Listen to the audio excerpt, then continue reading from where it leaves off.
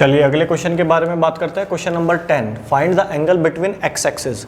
X axis और एक line के बीच एंगल निकालना है। जो लाइन बनी है पॉइंट 3-1 और 4-2 को ज्वाइन करने के बाद, ये आपके पास एक्सिस है, ये आपका एक्स एक्सिस है। इस एक्स एक्सिस के साथ एक लाइन का एंगल बताना है आपको। ये लाइन जो बनी है ये 3-1 और 4-2 को ज्वाइन करने के बाद बनी है। मतलब ये पॉइंट कहीं इधर उधर होंगे। ये तो हमने एक रफ डायग्राम बनाया अपने आप को समझाने के लिए, पॉइंट इधर उधर बन रहे होंगे कहीं। ठीक है जी।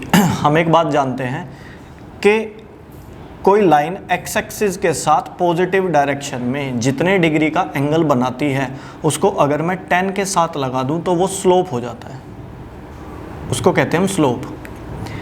पर अगर उसी लाइन पर, जो लाइन एक्स एक्सिस के साथ थीटा डिग्री का एंगल बना रही है, अगर उसी लाइन पर कोई 2 पॉइंट हैं हमारे पास, तो हम उस लाइन का स्लोप निकालने का ये तरीका भी जानते हैं कि स्लोप होता है y2 - y1 upon x2 - x1।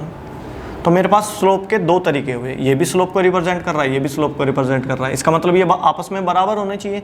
Slope slope के बराबर होगा तो ये वैल्यू, ये वाली कंडीशन और ये वाली कंडीशन इक्वल होंगी। तो आप कह सकते हो कि tan theta equals to y2 - y1 upon x2 - x1 both are slope. tan theta equals to y2 - y1। अब मैंने देखा y2 - 2 में से घटाएंगे -1 जो प्लस बन जाएगा, नीचे लिखेंगे x2 - x1 4 - 3, the result is -1 upon 1। अब आपके पास थीटा आ रहा है negative, tan theta equals to -1। tan theta की वैल्यू -1 आ रही है। अब मुझे क्या सोचना है कि क्या कंडीशन बन सकती है। देखिए ध्यान से सुनिए, tan में वैल्यू नेगेटिव बनानी है, tan में वैल्यू नेगेटिव बनानी है। इसका मतलब आपको यहाँ पर लाई करना पड़ेगा। यहाँ पर क्या होगा, tan चेंज नहीं होगा पर रिजल्ट नेगेटिव देगा। इसका मतलब आप लिखोगे tan theta equals to tan 180 minus theta लिखोगे। अब थीटा ये 45 डिग्री की वैल्यू होती है, तो थीटा लिख दिया आपने 45 डिग्री।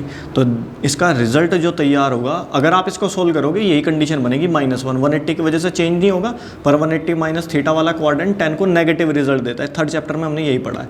तो इसको लिख सकता हूँ मैं tan 180 माइनस 45 लिखेंगे 135। तो आपका एंगल कितना होना चाहिए, 135 डिग्री। यानी कि आपके साथ 135 डिग्री का एंगल बना रही है लाइन। ऐसे नहीं है ये लाइन, कहीं ऐसे जाके। आई थिंक आपको ये समझ में आई होगी बात।